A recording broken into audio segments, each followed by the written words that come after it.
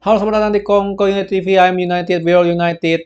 Di video kali ini gue bakal ngomongin tentang prediksi atau preview gue ya pertandingan antara Omonia melawan Manchester United di Europa League. Ya, tapi sebelum itu ada satu berita yang cukup menarik untuk dibahas, yaitu mengenai Van de Beek ya. Rumornya Van de Beek ini kalau berdasarkan Sky Sport ya, Sky Sport Premier League, Manchester United, bos Erik ten Hag mengatakan bahwa Van de Beek ini surplus dari kebutuhan. Jadi intinya dia nggak kepake lah di Manchester United ya. Tapi ini bilang masih rumor banget dan setahu gua sih Ten Hag janjiin Van de Beek dia bakal dikasih kesempatan. Ya apalagi sebentar lagi World Cup dan gua nggak melihat Ten Hag orang yang asal ngomong sih jujur aja sih. Ya feeling gue dia bakal main lah gitu loh ya mungkin lawan Omonia nanti dia bisa main nggak dari starter tapi dari cadangan atau apa gitu tapi gua nggak melihat kalau itu benar gitu loh. Atau anyways kemarin-kemarin ini kan ya Van de Beek habis cedera. Jadi untuk rumor ini menurut gue sih masih rumor lah ibaratnya sih ya. Oke kita langsung lanjut aja menuju ke preview pertandingan antara Omonia melawan Manchester United ya. Jadi dari segi sebentar gue pindahin dulu. Oke. Jadi oke kita menuju ke pertandingan ini dengan modal habis dibantai 6-3 sama Manchester City. Semoga aja gue berharap ya bahwa ini bukanlah menjadi sebuah kemunduran dari progresnya Manchester United ya. Seperti kata Ten Hag, namanya proses itu ada naik turunnya. Ya ini kita lagi turun karena habis dibantai, tapi gue berharap ya udah gitu loh. Harusnya jangan terlalu dibaperin lah ibaratnya ya. Oke lah kita kalah lawan City walaupun calculated loss dan juga ya jangan sampai ya, jangan dibantai juga gitu tapi tetap aja gitu loh ya kita nggak boleh terlalu berlama-lama gitu loh baperannya di situ gitu karena ya musim masih lama sih sebenarnya kan masih masih banyak pertandingan ini baru awal musim ya kalau kita ngomongin soal Premier League kita kalah 2 kali lawan Brighton sama siapa nama Brentford tapi kita udah bayar dengan menang lawan Liverpool dan Arsenal jadi menurut gue tuh nggak jelek gitu hasilnya nggak jelek bukannya hasilnya nggak jelek tapi melainkan progres yang menurut gue ya oke kita kalah sama City gitu loh udah itu udah calculated loss gitu kan ya. Tapi gitu ya gue sih berharap apa dengan kekalahan kita kemarin juga Ten Hag mau lebih memberikan kesempatan sama pemain-pemain yang ya lebih layak untuk starting kalau dari segi skill dari segi experience dan juga mentalitas ya terutama gue ngomongin soal McTominay ya gue ngedukung McTominay main kemarin karena gimana pun juga ya kalau lu perform lu harus main lagi gitu tapi ya Casemiro udah harus main udah harus start ya kan kalau dia nggak start ya kapan dia panas gitu mesinnya benar nggak ya jadi gua melihat kita lawan Omonia mungkin kita bisa mainin Casemiro sama Fred di segi holding midfield ya. Kalau dari segi formasi gue pilih 4-2-3-1 ya. Kita di kiper ada De Gea, mungkin banget yang dimainin bakal Dubravka atau anyway lawannya Omonia doang. Harusnya sih kita bisa easy win lah dengan siapapun line up-nya. Ya, kualitas kita harusnya nggak sejelek itulah kualitas kita punya ini ya. Tapi Dubravka mungkin banget bisa main. Uh, di kiri gue taruh Shaw, tengah gue taruh Martinez Lindelof, di kanan gue taruh Dalot ya. Kenapa Lindelof? Karena ya gimana pun juga Varane lagi cedera ya katanya sih ya udah ke Carrington ya udah nyetir sendiri ke Carrington cuma bukan berarti dia kakinya nggak sakit gitu loh bukan berarti dia maksudnya dia bisa nyetir bukan berarti dia bisa main bola ya tapi feeling gua kalau dia benar kena ankle-nya dan kelihatannya kena ankle-nya sih kalau dari replay kemarin ya itu dia nahan tembakan siapa gitu ya kena kakinya terus dia jatuhnya salah gitu loh ya cuman ya bagusnya bukan dari loncat terus jatuhnya salah. Kalau itu lebih parah lagi. Katanya sih nggak terlalu parah. Tapi tetap aja yang namanya kena ankle biasanya sih bisa 2 minggu gitu aja sih. 2 minggu baru mulai latihan lagi tuh baru mulai main gitu ya. Jadi makanya gue taruh Lindelof ya. Show kiri mungkin udah boleh coba mainin show dari awal ya.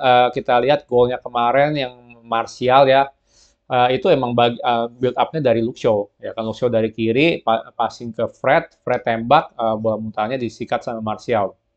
Jadi gue bilang sih Shaw boleh banget main lagi ya. Untuk di kanan Dalot ya, Dalot perlu AWB main nggak? Pertanyaannya kan, benar nggak? Takutnya Dalot juga kecapean loh. Dia dari kemarin kan di Portugal kalau nggak salah main kan terakhir juga ya. Jadi semua tergantung sih ya. Gue nggak masalah sih kalau untuk Dalot main atau nggak main atau ini. Tapi yang masalah kalau untuk kiri sih gue lebih milih Luke Shaw main di Malaysia ya. Gue sampai detik ini masih yakin dalam arti Luke Shaw itu harusnya lebih bagus lah daripada Malaysia. Ya, lupainlah soal keunggulannya Malaysia yaitu lebih gigi segala macam atau pace lebih kencang. Tapi secara overall Luke Shaw gue bilang lebih balance ya. Untuk segi midfield gue taruh Fred Casemiro dan juga Eriksen. Nah ini yang penting nih ya, ini penting banget nih. Kalau kita mau main Eriksen, Fred Casemiro, jangan sampai kita kayak sebelumnya ya lawan Sociedad ya nggak salah kan, di mana Eriksen, Fred Casemiro main, tapi Fred yang jadi nomor 10. Ini eksperimen yang nggak perlu banget dari Erik ten Hag. Ya kalau mau coba eksperimen tuh yang pasti-pasti gitu ya udah Eriksen nomor 10 ya kan Fred Casemiro barengan. Toh anyway Fred Casemiro bukannya nggak pernah main bareng bener nggak di timnas mereka sering banget main bareng di 4-2-3-1 di segi holding midfield. Sering banget mereka main bareng. Kenapa harus bereksperimen lagi gitu Fred jadi nomor 10? Makanya gue sih berharap ya kita kalau mainin Fred Casemiro dia jadi holding midfield sementara Eriksen dieksperimen jadi nomor 10. Ya, kenapa Fred harus main lagi, main lain? Ya, kalau pas main ya karena dia main sebentar kemarin dan impact-nya cukup lumayan gitu ya. Tapi tahu sendiri lah ya, Fred itu kan kurang konsisten. Tapi semoga ya lah dengan Casemiro, bareng sama Casemiro, mereka udah sering main bareng, ya siapa tahu ini alternatif daripada Eriksen sama McTominay gitu atau apa gitu kan. Jadi gue berharap sih seperti itu ya. Gue berharap Fred sama Casemiro main bareng di holding midfield.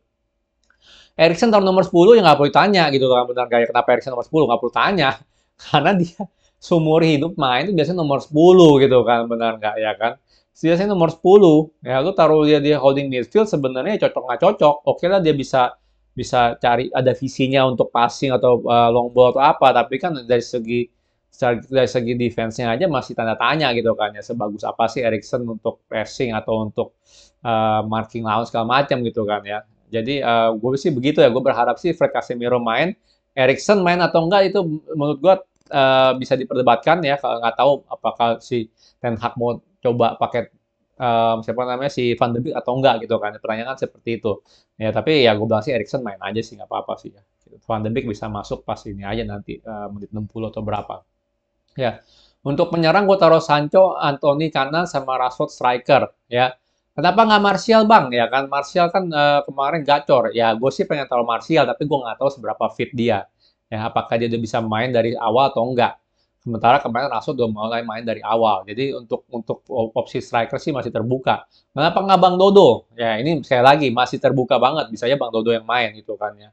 Bisa banget bukannya enggak. Jadi untuk striker masih terbuka banget. Tapi menurut gue sih Rashford sama Martial harus dikasih jam terbang gitu. Harus dikasih waktu main. Kalau enggak ya berat lah gitu mereka habis balik dari cedera nanti udah minggunya mau Premier League lagi gitu benar nggak jadi kalau dia nggak kasih waktu bermain sih itu berat banget deh ya kalau harus ngandelin 100% Ronaldo ya Anthony juga masih tanda tanya kalau gue bilang kemarin dia main full ya kemungkinan besar sih bisa Elanga yang dikasih kesempatan atau mungkin Pelestri kalau udah siap ya kan jadi ini tergantung banget semuanya gitu kalau gue bilang tergantung kesiapan pemain sama ya Erik ten Hag mau bereksperimen atau enggak ya tapi menurut gue ya kita nggak ada salahnya lah gitu loh kalau mainin tim kuat kita gitu loh ya di pasangan Omonia. Ya maksudnya kita secure kemenangan dulu lah gitu kan dapat 6 poin gitu di Europa League.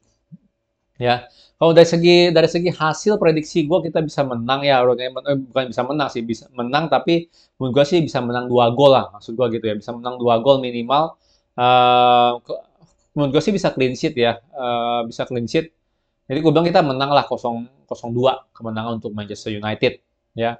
Bagaimana menurut kalian ya dengan pilihan line up gua ya? Apakah kita perlu bereksperimen? Apakah siapa nih menurut kalian yang perlu main ya? Pelistri main oke nggak gitu loh? Itu menarik.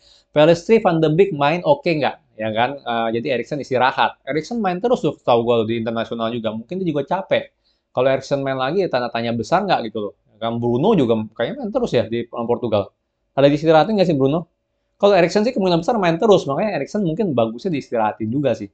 Ya, jadi ya, kita lihatlah Erik ten Hag bikinnya gimana, tapi gue pengen tahu komen kalian ya. Siapa yang harus start, siapa yang harus dirotasi, Setuju nggak Shaw main ketimbang Malaysia gitu kan? Setuju nggak misalnya kalau Pelestri main ketimbang Anthony gitu? Ataupun Fred Casemiro gimana ketimbang Eriksen, McTominay, benar nggak? Itu kan selama ini kita Eriksen McTominay. Fred Casemiro gimana? Gue sih jujur penasaran pengen lihat setup ini di Manchester United ya. Jadi kita lihat aja lah gimana ya. Oke, kalau suka jangan lupa like, subscribe, and thank you for watching.